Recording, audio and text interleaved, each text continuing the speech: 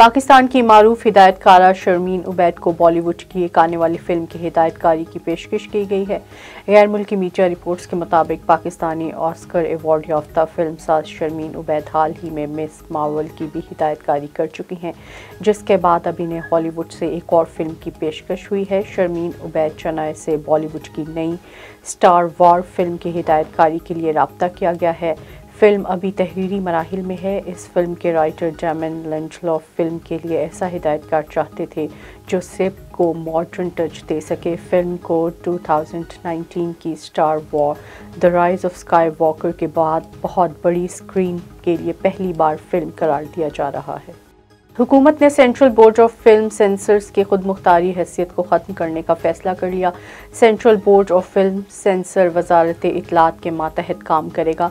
विफाकी काबीना से सर्कुलेशन के ज़रिए समरी की मंजूरी ले ली गई। Central board of film sensor को 2020 में खुद मुख्तार हैसियत दी गई थी।